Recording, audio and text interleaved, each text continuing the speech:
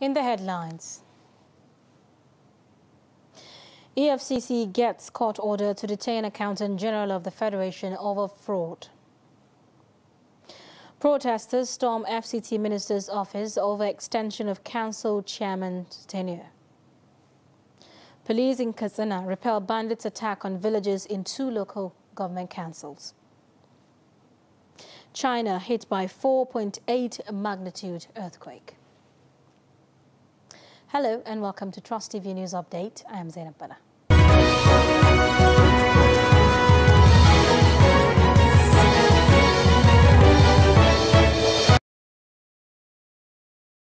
Hundreds of residents of the Abuja Municipal Area Council have shut down the office of Malam Mohammed Bello, Minister of the Federal Capital Territory, and the FCT Administration Secretariat over the inauguration of the new elected council chairman and councillors. On Thursday, the administration announced the suspension of the inauguration, citing the ruling of an FCT High Court. Trust TV News reports that one of the outgoing chairmen had approached the court to seek tenure extension by 1 year in accordance with the new Electoral Act, which stipulates 4-year term for an area council chairman in the FCT. The court had subsequently ruled in his favor. As a match, there was supposed to be a swearing-in today, but we woke up at the eve of yesterday to discover a press statement from the Minister of FCT that the swearing-in has been cancelled, and we are here to know why the swearing-in was cancelled. I'm here on behalf of our persons with disability to tell the minister that what they are embarked on it won't work. The election was conducted on the 12th February, and the winner was emerged, all the Sierra Council, and the AMAC chairman was emerged, whose name is Honorable Christopher Kalangu. So, on our notice yesterday that the swearing has been cancelled, on what not? On what account? I want to plead to the Honorable Chairman to look into this thing that is happening for peace to reign and hand over to my Kalangu and swear him in, so that if there is any case, if they like, they should continue. But today we want the swearing in for peace to, to reign. Thank you. We are here on the inauguration of the new AMAC chairman that won the election, and we were surprised that everywhere the FCT ministers are supposed to inaugurate him today as the new AMAC chairman. But surprisingly, we see that the office is locked, and we are seeing a peaceful protest, and they are supposed to inaugurate him today, and which is unfair. I don't know why the inauguration is not hold. Now, the Economic and Financial Crimes Commission, EFCC, has secured a court order to detain the embattled Accountant General of the Federation, Ahmed Idris, for more days. An official of the anti-graft agency who did not want to be quoted told Daily Trust that the legal department of the commission secured the order within 24 hours after Idris was arrested in Kano. Although the detective did not state the court where the order was obtained, he explained that they have been relying on the order to keep him in their custody pending the conclusion of their investigation. The Kaduna State government has raised alarm over activities of terrorist groups in the state. Speaking at the presentation of the first quarter security report for 2022 to the State Council Security Council, Commissioner for Internal Security and Home Affairs Samuel Arwan said members of the Ansaru and Boko Haram terrorist groups have infiltrated some parts of Birnin Gwari and Giwa local government areas. Arwan said the terrorists have been luring locals with gifts with a view to recruiting them into criminal organizations. Governor Nasu El-Rufai expressed concern that the terrorists are moving from the northeast to the northwest with the intention of causing havoc. The governor is also worried that the conduct of the 2023 general election might be compromised in Kaduna State if the security challenges are not addressed. Of our 2022, we have a total of 1,389, 350 males. There are 420 females. The first great concern is the emergence of Boko Haram terrorist enclave, as well as the activities of Ansaru, particularly in Birnin Gwari and Chukun local governments. Amongst those kidnapped from the train, Abuja-Kaduna train, was a former roommate and classmate of mine who was released upon payment of a ransom. And throughout the period that he was in captivity, it was very clear that the terrorists were making comments like the forests in Kaduna are even better than Sambisa. After 52 days in captivity, relatives of the victims of the Kaduna-Abuja train attack who are still in captivity have called on government to halt the planned resumption of the train services along the route. The leader of the victims' relatives, Fatai Jimo, at a press briefing in Kaduna, demanded the immediate replacement of the management of Nigeria Railway Corporation due to what they called gross misconduct. Lami Sadiq reports. It's been 52 days since terrorists attacked the Abuja-Kaduna train and abducted over 60 people, most of them still in captivity. Relatives of the abducted passengers say they have been living in agony and mental instability occasioned by the continued stay of their loved ones in captivity. The MD of NRC, Mr. Fidet Okiria, claimed in a recent interview that he has been in regular contact with the real, in quote, relatives of kidnapped passengers. Nothing can be further from the truth. We challenge Mr. Okiria to name just 10 of the real, in quote, relatives he has been dealing with out of the over 1,000 relatives of his passengers still held hostage in the forest. We want to put on record that the Managing Director of NRC, Mr. Fidet Okiria, has not met any of the relatives of abducted passengers since this incident occurred. We made several attempts to meet him and all our efforts were to no avail. We submitted the email addresses of leaders of our group to Malam Yakubu Mahmoud, Deputy Director and Spokesperson NRC, for the purpose of starting the situation room. But it has been one excuse or the other, as nothing has been done in this regard.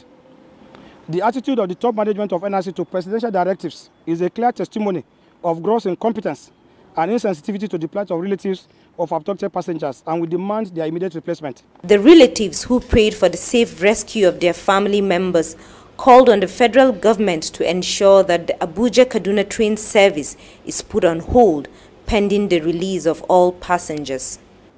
We would once again like to appeal most passionately to Mr. President to direct all security agencies involved in the rescue efforts to accelerate action so that our beloved ones in captivity can be reunited with us soonest.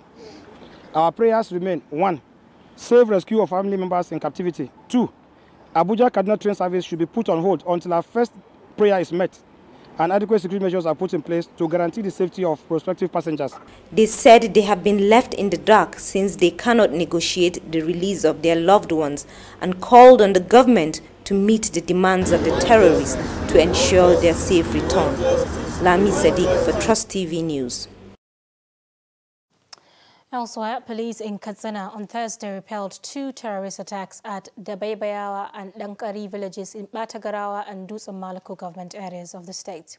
The police also said it neutralized 6 terrorists and recovered 1 AK-47 assault rifle, 110 cows, 242 sheep and goats during the operation. Abdullahi Ahmadi has more. The police authority in Katsina says the operation followed a distress call that terrorists in their hundreds attacked Dantankari village in Dutsenwa local government and rustled unspecified number of animals. It also says the area commander Dutsenwa led a team of police and vigilante to block the terrorists at Mararabarsaya in Matazu local government. Similarly, on that same date, being the 17th of May, another distress call was received in the axis of Batagarawa, Dabaibayawa village. It's a farmhouse of one of our retired Inspector General, Assistant Inspector General of Police, AIG Lawal Mani. They went to his farm and attacked the security guards in that house and cutted away all the animals. The police assured that the search teams are combing the nearby bushes to arrest some of the fleeing terrorists. We succeeded in arresting a member of a notorious syndicate of terrorists. One Tanimu Hashim, 23 years, of Sabangida Quarters, was arrested here in Katsina by a policeman on patrol attached to the office of the area commander Metro, and in the course of investigation he confessed. Now actually he belongs to the camp of one notorious leader of terrorists, Ado Serki. Similarly, the police command said it has arrested a member of terrorist syndicate who confessed to have participated in several attacks on communities in Katsina State. I was conscripted into this case. They only asked me to follow them, not knowing they are going to steal something from the telecommunications mast in Mashi town. God knows I'm innocent. In another operation, a syndicate of vandals who specialized in stealing telecommunications cables and coils was busted and arrested in Katsina State. The 4 suspects, who are between the ages of 18 to 25, have confessed to vandalizing telecommunications masts in Mashi local government. Meanwhile, 2 suspected car thieves, Aminu Musa and Kabiru Saidu of Ketere village of Kankara local government area, were also arrested for stealing a Honda Civic with registration number ABC 800 SL.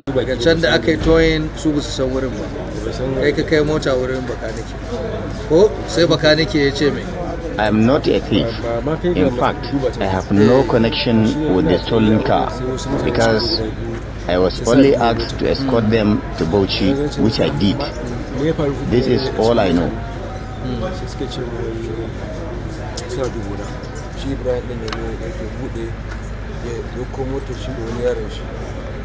I stole this car in Abuja using a master key.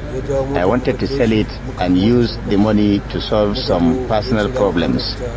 Nemesis caught up with me and I was arrested.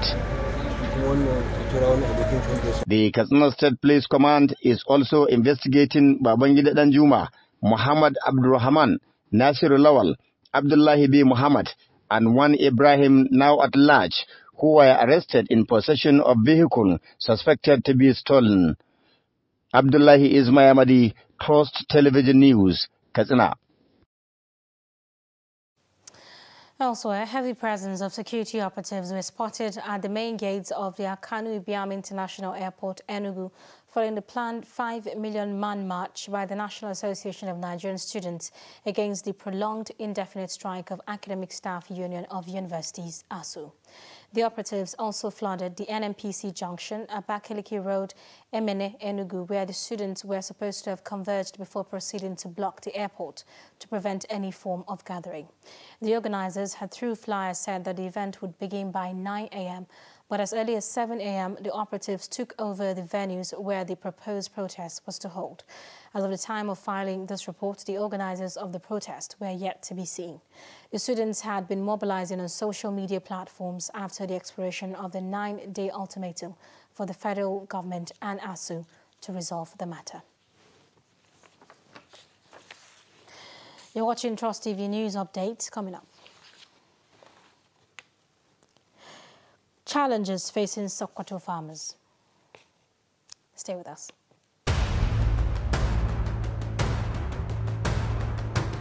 Welcome to Inside Abuja.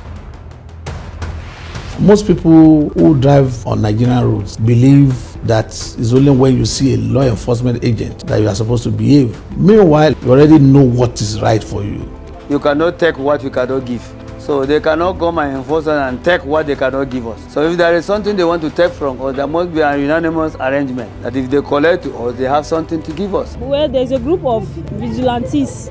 They are trying small. Sometimes they used to come out in the night.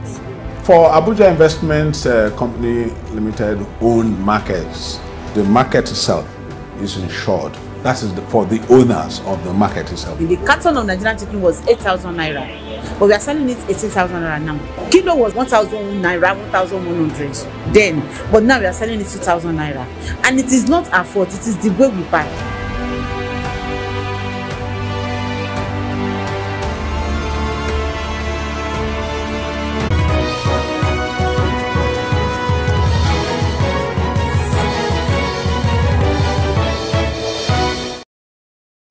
Welcome back. If you are just joining us, this is Trust TV News Update and Top Stories. EFCC gets court order to detain Accountant General of the Federation. Protesters storm FCT Minister's office over extension of FCT Council Chairman's tenure. Moving on, Commissioner of Police in Zamfara State, Ayub El-Kana, has commended the efforts of religious leaders and other stakeholders in the state for ensuring that the state did not witness any breach of peace as a result of the last Saturday's incident in Sokoto metropolis. El-Kana gave the commendation at a peace-building meeting with religious leaders and stakeholders at the command headquarters in Gusau, the Zamfara State capital. The meeting brainstormed on how to ensure the maintenance of peace coexistence among residents irrespective of religious affiliations. The stakeholders meeting, convened by the Zamfara State Commissioner of Police, Ayuba El-Kana, was aimed at averting the spillover of the unrest in Sokoto metropolis by angry Muslim youth over the murder of Deborah Samuel, a student of Shehu Shagari College of Education, over alleged blasphemy of Prophet Muhammad, and the demands for the release of the two suspects arrested in connection with the killing. CP El-Kana urged the religious leaders and relevant stakeholders to continue prevailing on their subjects to maintain peace through messages on religious tolerance and respect for one another. The Commissioner further called on parents and guardians to ensure proper monitoring of their words, especially in their use of the social media, to checkmate their daily activities. In regards to what happened in Sokoto State, you know, Zamfara State is a contiguous state to Sokoto, and people believe that Zamfara State will join into this unfortunate incident that happened. But fortunately, the two leaders gave me the highest cooperation. They talked to all the followers to maintain peace and let the law take its course. Based on that, I feel honored. That is why I summoned them to my office to come and show my appreciation to them, and also to appeal to them. When they go back, they should kindly talk to their followers the need for respect for each other's religion, the need for a peaceful coexistence, so that Zamfara State will move forward. We are having another challenges of banditry and all this thing now. With this one, the thing will be too much. But I thank Almighty God that they listened to my advice and they promised me that when they go back, they will pass my message to all the Muslim faithfuls and the Christians in Zamfara State. It's one of the items we discussed with the... In separate remarks, the religious leaders and other relevant stakeholders commended the Zamfara Police Command for summoning the meeting as well as the proper handling of the security situation in the state. In fact, we appreciate the calling by the CP. And he advised us, and we also adopt what he said. That's one. And then we are going to deliver the message to our members, as he said. And it will pass all over the state by God's willing. Well, as the CP also say, we have to be patient and tolerant to our religion. We have to accept, and we have to be cautious of somebody's religion. We don't have to blaspheme anybody's religion. Let's respect one another. Let's respect our religion. I think that will help us. Religious tolerance is one of the major challenges confronting the northern part of Nigeria. The recent incident in Sokoto metropolis brought to the fore and further buttresses the need for leaders at all levels to take steps to address the problem. Demolition exercise of buildings at Trademore Estate at Lugbe, a satellite town in Abuja Municipal Area Council, has begun last Thursday. After deliberations of demolitions of houses built in flood-prone areas, officials of Estate Development Control of the Federal Capital Development Authority, a joint task force comprising the police and state security services, are taking part in the demolition exercise. Trust TV's Aisha Salu reports. In recent times, residents of Trademore Estate in Lugbe area, a suburb within the Federal Capital Territory, have experienced flooding, which has led to loss of lives and property. As you can see behind me, that building there is on the wreck. In reaction to this, Federal Capital Development Control have marked over 90 houses for demolition. And this demolition exercise was scheduled to take place 48 hours after the mark of these particular structures. But now, residents of this estate are appealing through a protest carried out on Tuesday, 17th of May 2022, asking Development Control to look at other alternatives apart from demolition. The appeal by the members of the Association of Trademore Residents Management to repeal demolition option after a 48 hours prior notice by the Federal Capital Development Authority is not approved, as dozens of houses were demolished last Thursday, a move that has now rendered many traumatized and homeless. It has been done already, and we don't know whether they're still coming back. It's sad. If you see the way houses were being demolished, imagine parents who have gone to work just to come back and notice that they don't longer have a roof over them. Or children that went to school and see that they are now rendered homeless. Senior Special Assistant to the FCT Minister, Iharo Atta, maintained that demolition was the only solution to save lives and property, as the estate developer had no building plan approval before constructing the illegal structures on a flood-prone area. However, some official members of the estate do not agree with the demolition as a solution to the flood situation. I will give them notices. This house, this you see here, we are marked 3 years ago. 3 years ago. They were even marked from their foundation level. Some over 10 years ago, marked 3 years ago. And when we get to the final stage, we give them 48 hours notice. So we're giving them sufficient notice. Even from their foundation, they were marked because there was no building plan approval for these houses here. That we are built on a floodplain. This is like a dead zone. People die here in flooding. We can also, work with them in such a way that we, have a fair playing ground. But people discretionarily coming into the estate and marking 100 houses for demolition. The main challenge that we have in Trademore is not in Trademore. It's the water coming into Trademore. Why not find a way of rechanneling the water so that the volume of water coming to Trademore will now be less? The Federal Capital Territory Development Control says flooding at the estate has become a perennial issue due to buildings of houses on waterways. Non-compliance with safety instructions and early warnings will only worsen matters. Other residents now live in fear, wondering which of the marked buildings will be up for demolition. Aisha Salihu, Trust TV News, Abuja. The Academic Staff Union of Polytechnics is calling on the federal government to honor the agreement it entered with the union to avert the collapse of the polytechnic education.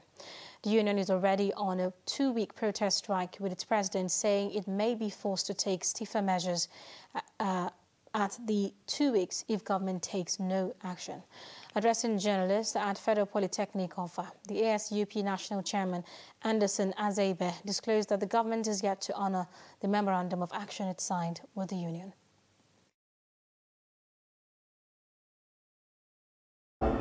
We want to seize this opportunity once more to call on the government to do the needful and redeem its image in the eyes of the Nigerian public.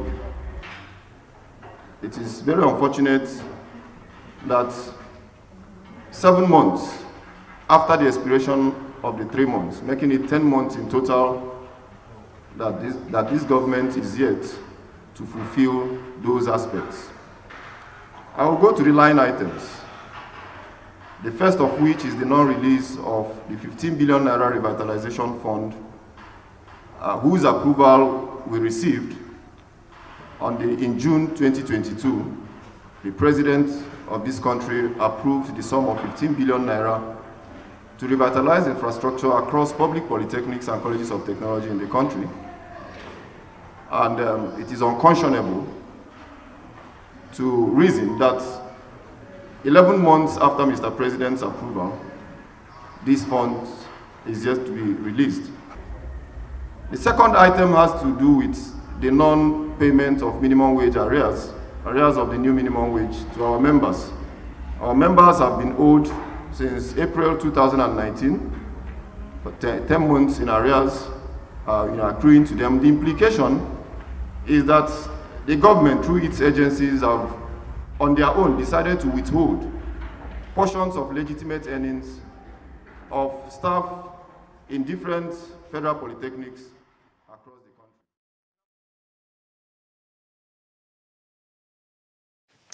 Farmers in Sokoto are asking the state government to ensure transparency in the distribution of farm tools and agricultural supplies, since many cannot afford fertilizer due to high cost.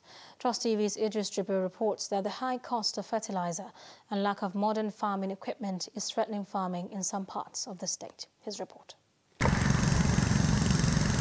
Farming during all year round is a major occupation in Sokoto State, but the lack of government sustainable intervention seems to be threatening the productivity of these farmers. Actually,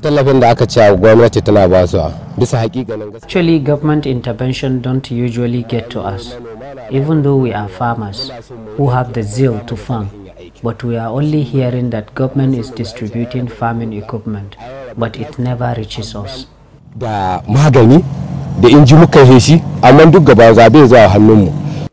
According to these farmers, there is the need for government to look into the difficult situation of the subsistence farmers who only cultivate to feed their families. I think the government should know that those who are saddled with the mandate of distributing assistance are only giving it to their friends, because poor masses don't get to hear about it. Today we are buying fertilizer at 20,000 naira, which is unfortunate.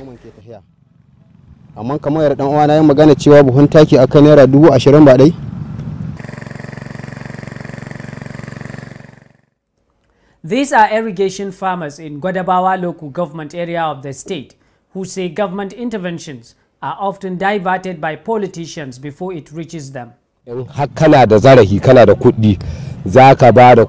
only thing we can do is to carry our money to those politicians sharing the equipment to buy at low price.